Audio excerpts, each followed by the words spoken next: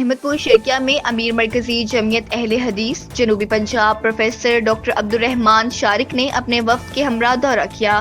انہوں نے کہا کہ شعبہ خدمت خلق الفلاح فاؤنڈیشن پاکستان کے تحت مستحق افراد تک ضروریات زندگی پہنچانے کا مشن جاری ہے۔ ان کا کہنا تھا کہ فلاحی سرگرمیوں کا دائرہ مزید وسیع کیا جائے گا تاکہ زیادہ سے زیادہ مستحقین مستفید ہو سکیں۔ اس وقت ہمارے ساتھ موجود ہے امیر مرکزی جمعیت اہل حدیث جنوبی پنجاب ڈاکٹر عبدالرحمان شارق صاحب، ان سے بات کرتے ہیں، یہ کیا کہنا چاہیں گے؟ السلام علیکم ورحمۃ اللہ وبرکاتہ۔ بسم اللہ الرحمن الرحیم۔ مرکزی جمعیت اہل حدیث پاکستان پورے پاکستان کے اندر دعوت دین میں مصروف ہے۔ ہمارا بیسک جو پہلا ایجنڈا ہے وہ مسجد اور مدرسوں کا قیام، ان کو آباد کرنا اور ان کا تحفظ ہے۔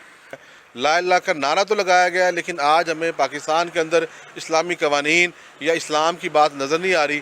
ہم چاہتے ہیں کہ ان سیاستدانوں کے ساتھ مل کر ان کی اصلاح کی جائے اور ان کا وہ جو ہمارا محترم قائد اعظم محمد علی جناح صاحب نے، ڈاکٹر علامہ اقبال صاحب نے جو ہمیں ویژن دیا تھا، ہمیں دوبارہ اسی طرف لوٹنا چاہیے اور پاکستان میں قرآن و سنت کے نفاذ کے لیے اور صحیح اسلامی جو آئین ہے اس کے نفاذ کے لیے